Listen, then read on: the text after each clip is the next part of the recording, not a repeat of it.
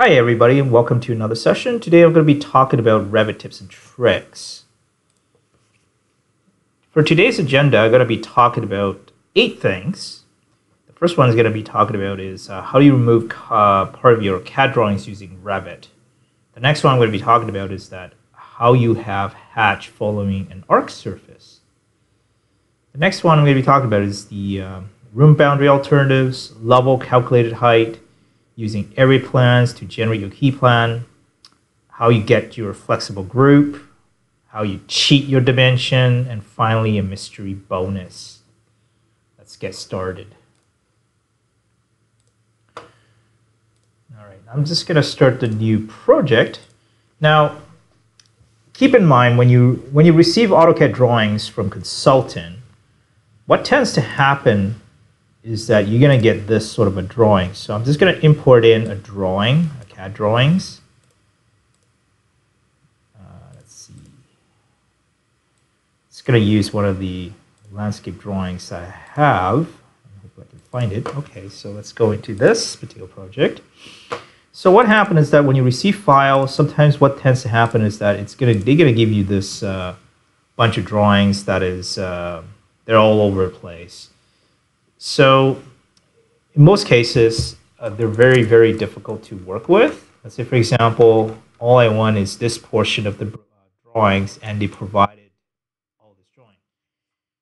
You can open this up inside AutoCAD and use the command what's known as X-clipping, where it clips portion of that drawing. The unfortunate thing is that once you link those CAD drawings into your Revit, it will still show up as the full thing.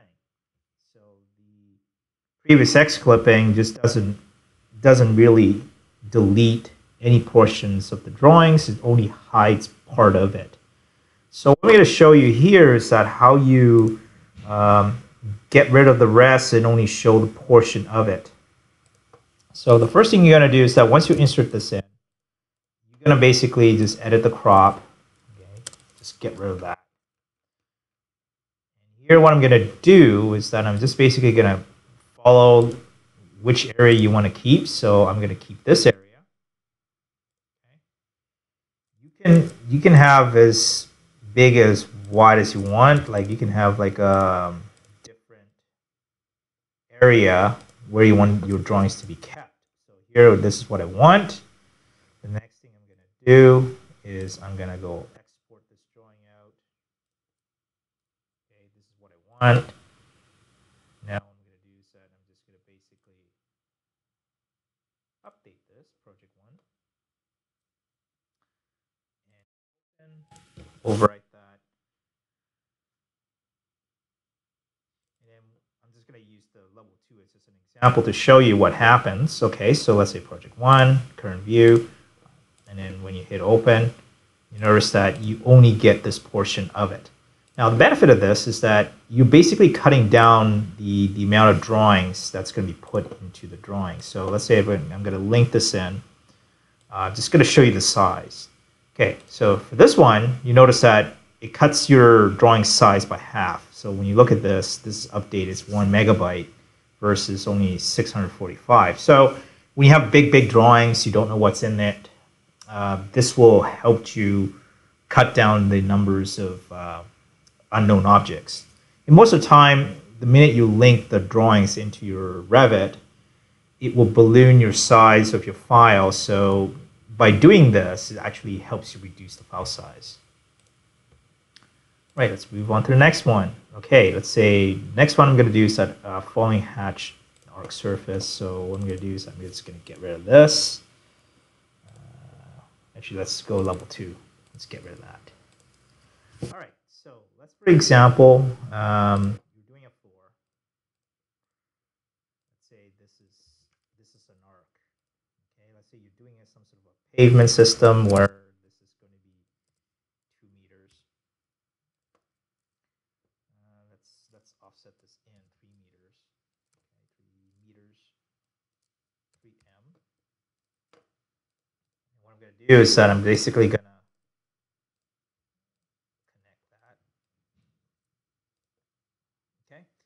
in this particular case, what I'm going to do is I want to create a pattern. So let's say this is going to be first thing I'm going to do is that I'm going to make it variable. The next thing I'm going to do here is that I'm just basically going to copy one of those patterns. Sure, let's use that one. And you hit OK. Okay, it's not going to show because it is hidden. So I'm just going to say clear override. And when you notice this, it looks like, you know, it's all straight out. So our next thing I'm going to do is I'm going to add this, and I'm going to give it a negative value, let's say -3 millimeter. And you notice that by doing that little nudge, you see that the hatch pattern actually follows that arc. Okay, it's very cool. You can do this for pretty much any hatch. Now, there's a caveat. So the minute that you start using this, let's say I'm going to use this and cut a portion of this. Let's say I want to cut this in half. You notice that the pattern starts to kind of look very, very jaggy or very funny. So most of the time, what I recommend doing is cut a portion of it. Oops, not this one. Let's say I'm going to cut to that. Okay, you kind of have to make sure that the start and end point are in there. Then when you use that cut, it will maintain that cut. The minute yet you make that boundary much larger, or you want to cut all of it, it means that this thing will assume that, oh yeah, this is no longer there. Then what happens is that the pattern will just be a little bit whacked, out of whack. So what I typically do with this is that make it very small so that you don't see it. Okay, you can hide that portion of that, so you still maintain this little bits pieces. All right, what's next? So, all right, room boundary alternatives. I'm just going to close this out. Now, what tends to happen in most cases, I'm just going to use the architecture for this one. We like to use what's known as the room separation. When there is no wall, what user tends to do is that they just use this, and they just put room like that. Now, what I'm going to do is that I'm going to show you an alternative that you can use rather than using room boundaries. Now, I personally don't like to use room boundaries because the room boundaries, you can't change the height. Let's assume that you have height differences and stuff like that. This one will always stick to a level, okay? And it's very difficult to select, you know, invisible in all view. There's no way you can do that. So my alternative I would use is click on this, select curtain wall, duplicate this, called room boundary. And in here, the curtain panels I typically choose is empty. Okay. You can put in embedded if you want. This is very useful if you want to cut a hole in a wall. Then I'll just embed that. But for now, I'm just going to just choose that. And what I'm going to do is that I'm going to just basically place it there and put my room, and voila. The nicest thing about this is that you notice that you can actually change the height. So if, let's say, you want to go down below, or you want to go to level 2, you can place the room in upper level, whereas here you can't do anything. Oops, I forgot something. Sorry, I should project this up. 800, let's say 8 meters. In here, what happens is that you can just put a room and it's still stick there. Okay, it's very useful, very handy. I like to use this because let's say, assuming that you want to select all the room boundaries, you can go right-click, select all instance, visible view. You'll get selected. Whereas if you do this, right-click, select all, you can't do anything. Okay, it's better to do this. I know that people like to use this. I just say avoid it as much as possible. Use this. This is very friendly when you're doing groups. Okay, this will not break apart your group. Versus this, if you put this into your group, chances are it will break your group if, let's say, this line is hosted in a different level. All right, next one I'm going to talk about is level height, level calculation height.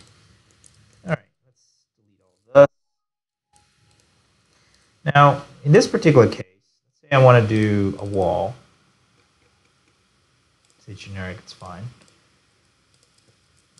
All right, so here I'm just going to put a room. Next thing I'm going to do is I'm just going to make a copy of this. Now, what happened with this, I want to raise it up by 600 millimeters. Okay? This is the message you're going to get. Okay?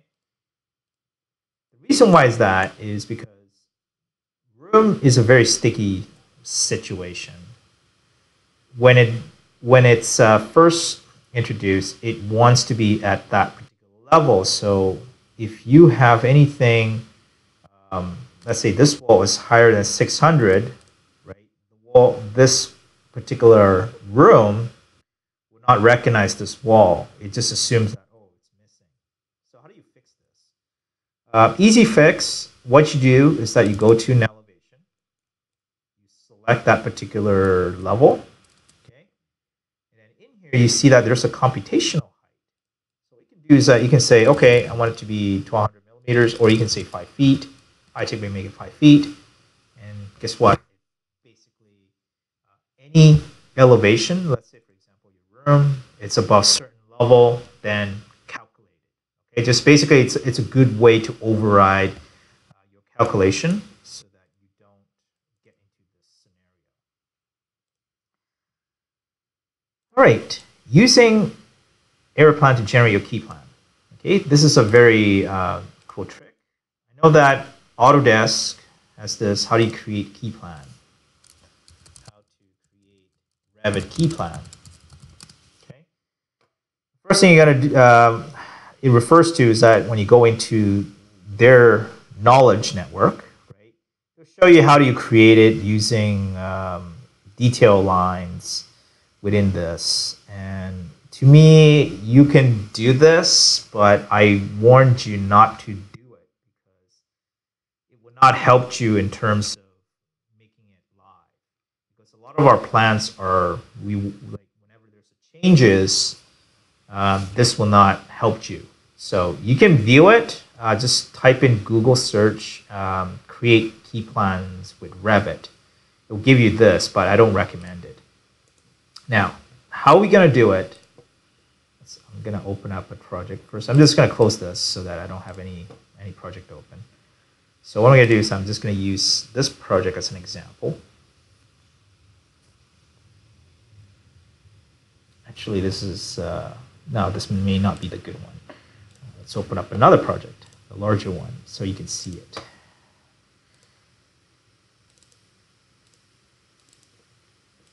So what I typically recommend doing when you're creating a key plan is you would use area plans as your key plan. The reason why is that whenever you draw boundaries, that boundaries becomes kind of like, you know, your area calculation. So, you know, your client will know, oh, how big is my area? At the same time, you can use that line and make it represent walls. So in this particular one, I have drawn up this particular key plan, okay, the area plans.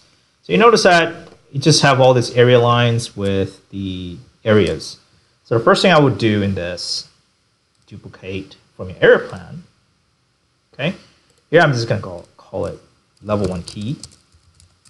Okay. First thing I would do is that for the display model, I'm just going to turn them off to do not display. So you shut off everything except for what is shown here. Next thing you're going to do is that you're going to go in to your annotation. You're going to hide your grids, section, elevation. Let's see. Okay, good. Next thing you do is that you go back to model, go to site, turn off the site.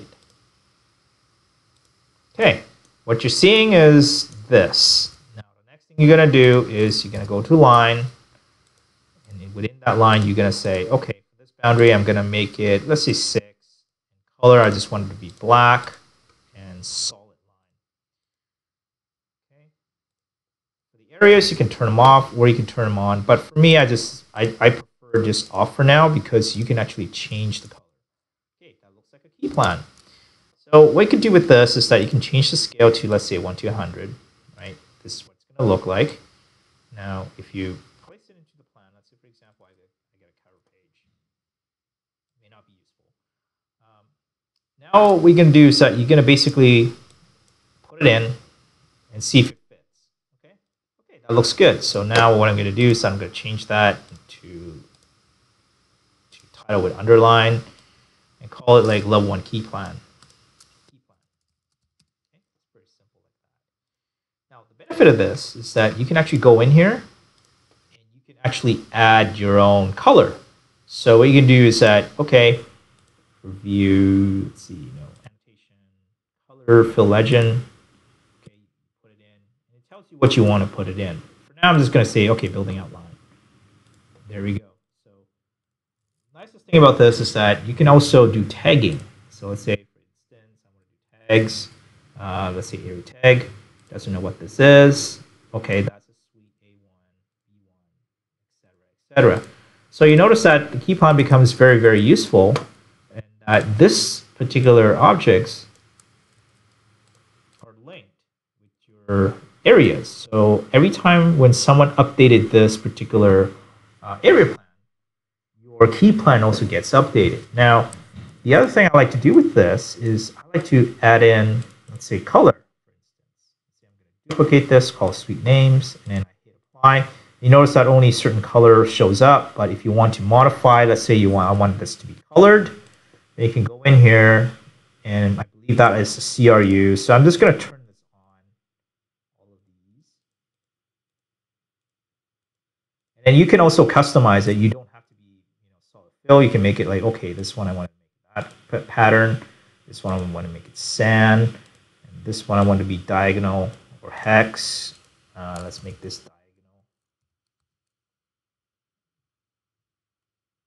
Down, and then when you hit apply,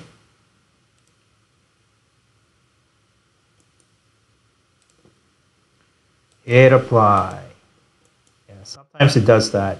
But when I hover to this, you notice that there is some hatch going on here.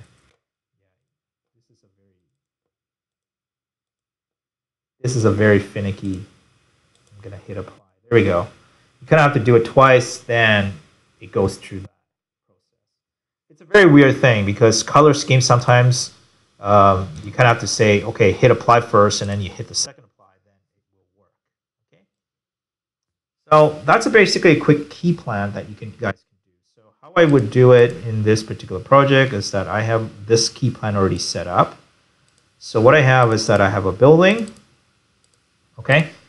And what I do with this building is that I duplicate as a dependence so that, let's say for level 1, this is my key plan.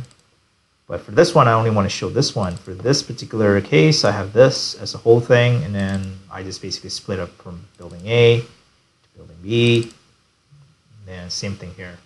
Okay, very simple, very elegant. You can change color for different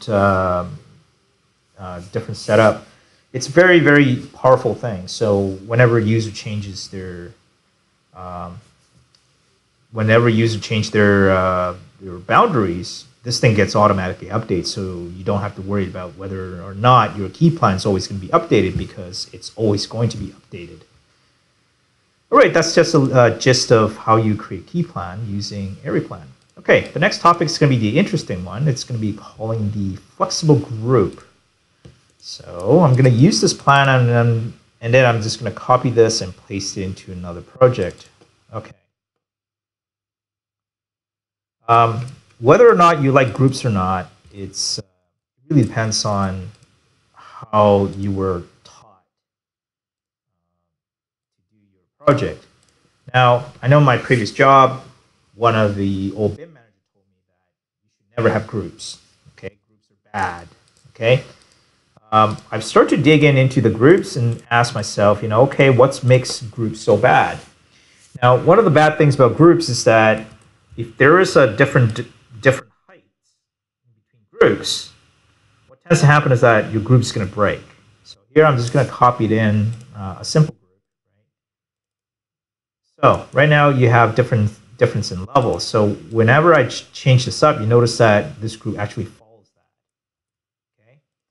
So the first thing when you're doing a group is you want to break away from that two-level kind of constraint. So what I would do is that you go to edit level, select all the walls, okay? And what you're going to do here is that you're going to basically make it unconnected, okay? When it's unconnected, now when you move this up, you notice that it's not going to follow that. Here, what I'm going to do is I'm just going to say this is 10 feet. I'm going to copy this up. Let's see, 10 feet. And 10 feet. Right, so you have 10, 10, 10. Next thing I'm going to do,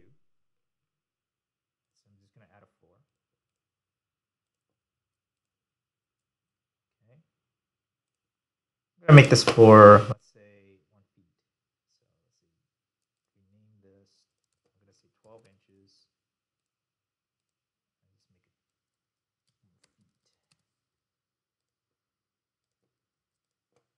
I'm going to copy this up and paste it into all this level. All right, so this is what you have for your groups.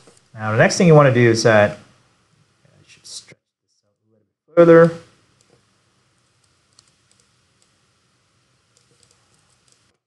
Copy this up. Select this level. Let's say I'm going to go to level 3 and level 2. That's what you have.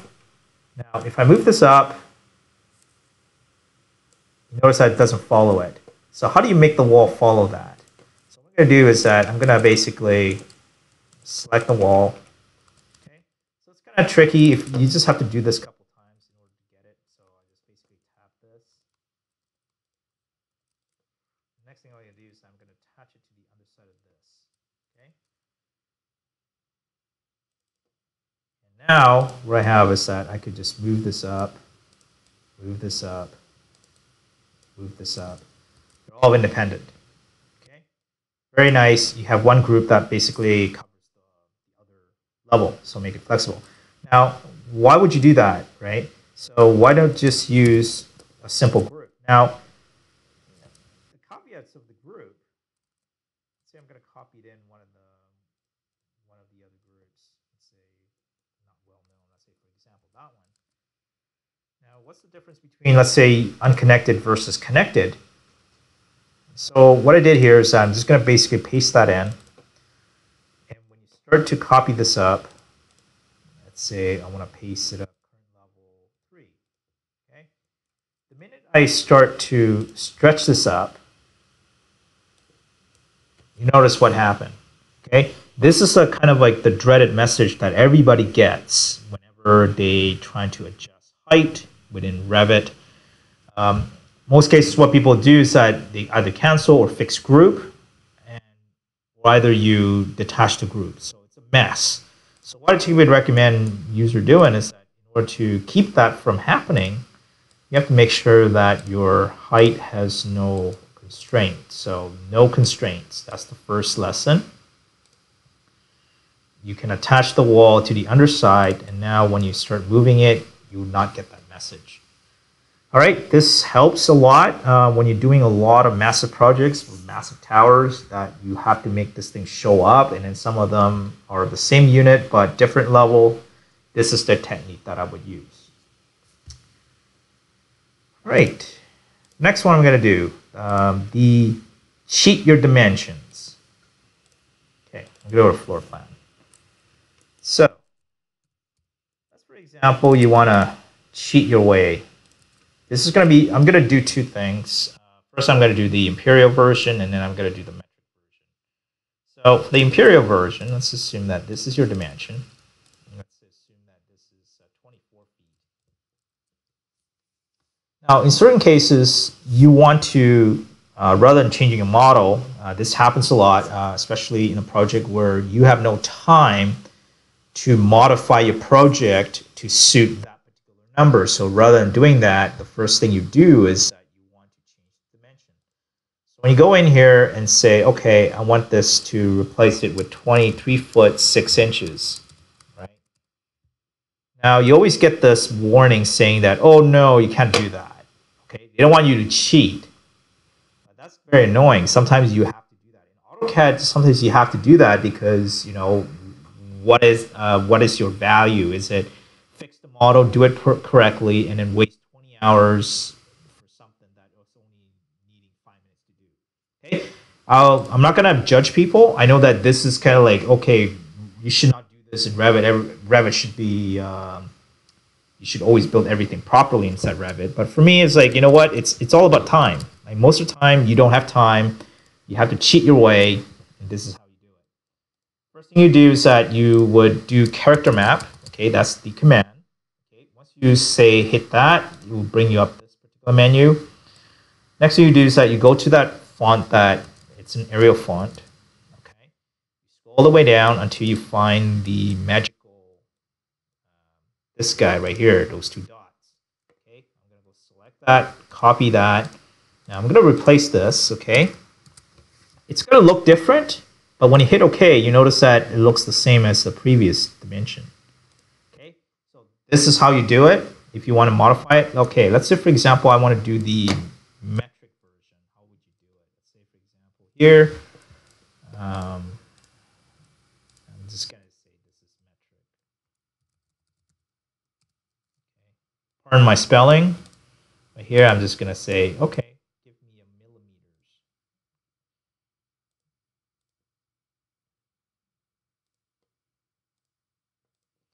All right, so for example here, is there a certain thing that you can replace it with different numbers? Not really. So metric is a little bit tricky, okay? I found out there is a couple ways you could do. You can cheat your way, but let's say assume that. But the one thing I tell people is that you kind of have to use one of those blank annotations. Okay, you copy that. Let's assume that you want to replace this with 700, and you put a space. Yeah, it doesn't want to do it. In certain cases, it will work. In certain cases, but you just have to just experiment because I've never find anything useful for the metric side. What you can do is try to find the closest one that it won't intrude your dimension. Okay, so let's try this guy. Let's see if it works. Copy. Sometimes it will work. Sometimes it may not work. Sometimes the best course of action, I just put in MM. It doesn't like to do that, but that's okay. There is an M down below you can choose. Okay, so here I'm just gonna go find an M. Yeah, just use the Greek alphabet. There we go. Okay, use that. Voila. All right. So yeah, you can do this. All right, but just make sure that the user understand. Yeah, you're not supposed to do this, but anyways, I'm going to show you how this is how I do it if I have to cheat the dimension. All right. Finally, mystery bonus. All right, remember this picture? I've shown you at the front. I'm going to show you how the technique you can apply within Revit without using Photoshop. Okay, so you notice that there's a background, this little fuzzy thing, right? So how you create that. So, all right, let's do that. So let's opening up a project. It's going to open up a small project. Not this one. I don't want to. This one's too big. So let's assume that you're going to do that, and then you don't want to use any rendering engine, because I know that sometimes doing this in rendering engine, it can take forever. So what I did is that this is all done inside Revit. There's no Photoshop applied. This is all, whenever Revit object updates, this thing will get updated. So let's move on to that. All right, the first thing we're going to do is go to a plan. Let's assume that I want, I'm going to look, the building's going to look like that. So that's the first thing I would do. You set up your scene, okay? Hide stuff as much as you can. Typically what I would do is that topo, I just turn off that primary contour line so it looks like that. Next thing you do is that you can either put consistency or you can put shaded. It's really up to you. There's no preferences. But the one thing that you want to get, I'm just enter your shadow. Okay, cast your shadow. Okay, really depends where your shadow is going to be. Now, I would put silhouette. Now, what silhouette does is that it allows your building, you see that the building right now really pops. If I turn that off, let's say none, you notice that it doesn't give you that crisp look. So most of the time I just say, okay, just add that little spice. You can add ambient if you wanted to. So that's what I'm going to do. Lighting is very important because you want to know where you are. So here I'm just going to make it 60%, 30%, and 25%. So this value you kind of have to play around depending on how you do it. Ambient lights won't work with consistent color. Only works with shadow, like shaded view. So just keep that in mind. This will bump up, like basically increase the the look of this.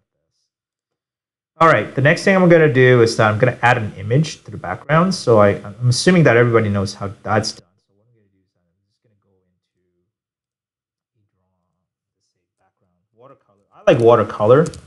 So what I'm going to do is that I'm just going to go watercolor background. Let's see what's good. That looks pretty okay, pretty good. You need something big. So just pick and choose, let's say watercolor sky. Background. So just pick and choose your poison. So here I'm gonna, sure, that looks good. And I'm gonna go save as, just put it there. Next thing here you wanna do is that you wanna add in your photograph background. Right? This is an image. So what I'm going to do here is just pick my image, download, and choose that as my image. Looks good. Hit apply. All right, that looks good. That's what I have. Now, how do you apply that little filters at the front? Okay, so here's the trick. So the first thing you're going to do is place your drawings inside a sheet. So I'll assume that I'm going to put it here. It's a blank. Now I have a 3D view. I'm just going to put it up in the front. Let's say you're going to put it here. You can make it as big as you want. So let's here, for example, I'm going to resize crop. Make sure you scale this. Here I'm just going to make it 20 inches high. Or is it too big? Oh, looks good. So I'm just going to put it there. No title. So how do you apply that background? So the first thing I'm going to do is go to a floor plan, pick an area where you're going to put it in. So here what I'm going to do is that I'm just going to put it in, or actually before I do anything, I'll always duplicate. Okay, that's the one thing you guys have to think about is that every time when you put a floor, just always duplicate it. Here I'm just going to call this background. Then the next thing I'm going to do is that I'm going to go floor. Okay, just build a floor like that. Okay, it doesn't have to be a fancy. And then next thing I'm going to do is I'm going to edit this crop. So I'm going to use this as kind of my canvas. Now the next thing you want to do with this is you want to apply material to your background. So here, what I'm going to do is I'm going to go and just duplicate the type called background. Okay.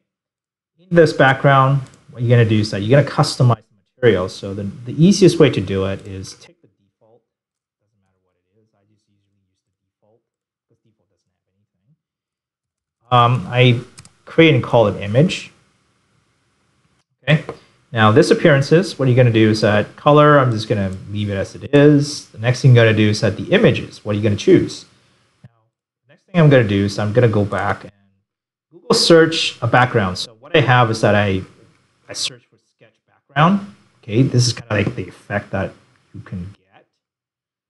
Next thing you're going to do is that you're going to just pick one. Okay, this one looks nice. So I did save this. Now try to find as much as you can, or you can just draw your own. Once you have that, just go inside the image You gotta pick that particular, let's see, I think it's this one. No, that's not the one. I'm gonna double check where I left that image.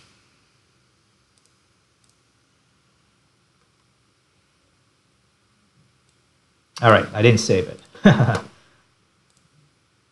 Okay, so here what I'm gonna do is that you're gonna save that image and just say pencil sketch. Here, what I'm gonna do is change that. Let's say if I have image. Okay, I didn't save the previous setting.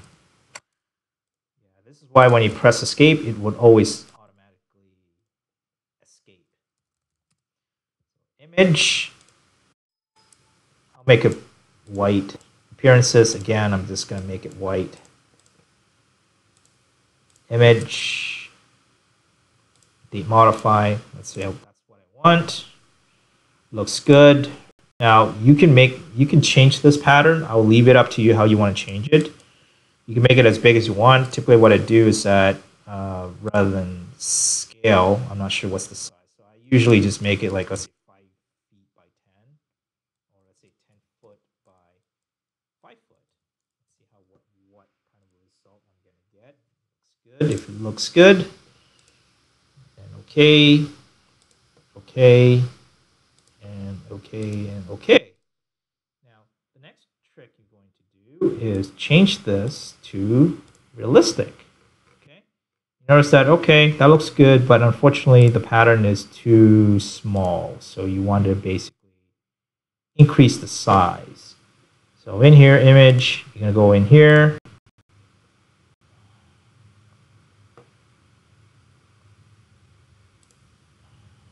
Rather than tile, I would just say none. Let's make it big. Let's make it like 200 feet by 100 feet. Okay, make it as big as you can. Of course, you can always crop it afterwards. Okay, by doing that, you notice that, okay, this looks good, so let's make it tile. You're going to go back, change that, and make it tile. Okay. I always experiment just to get what the looks that you want it. Okay, let's make it tile.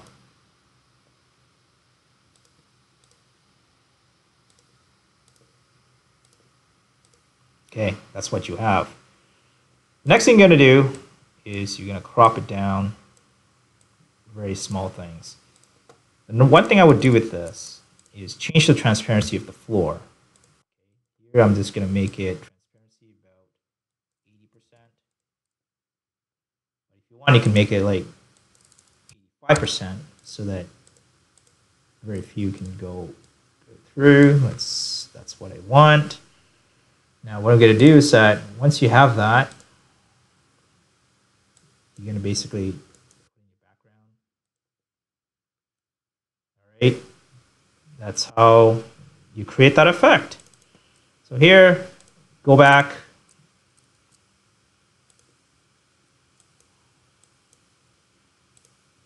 You'll go back and you change the image. So you kind of have to play around with the sizing. So here, I'm going to make this, let's see, 50. Oops. Let's say 25 feet.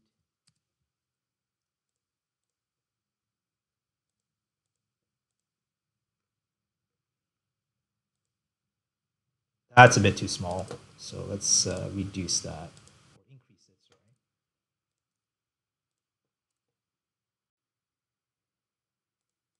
Let's say this is 100 feet, 50 feet. Sure, that's good.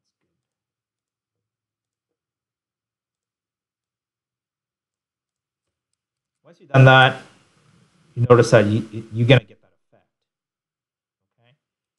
Okay. Once you're satisfied with that, then you go in and say no title, activate the view. You just basically crop it in where you want to put it in. Now let's change the floor to 100%. Let's see what you get. I'm pretty sure once you do 100%, it will just fade to obscurity. But for this particular case, you want to stick within that. Let's say this one, make it 60%. you go. So that's kind of like how I would do my effects. So you just have to experiment, and that's how I'm able to achieve this kind of a look. So again, a lot of this stuff you can do this pretty quickly. You don't really need fancy Photoshop. So all you need is just basically images, slap on materials, and you put it at the background, and then it looks like this. The thing about this is that you can always go back, and then if you don't want to shade view, then I'm just going to say hidden line, make it hidden line. There you go. So you get that kind of like wavy look, filter wavy look. Also, you can do that sketch line as well. So I usually like the sketch line. I forgot to put it in for this one. So here you can go sketch line. Just give it that jitty look. Without combination, you sort of get like, sketchy, plus on top of it, there's a couple filters applied to this. Well, that concludes for today's presentation. Hope you learned something. See you next time.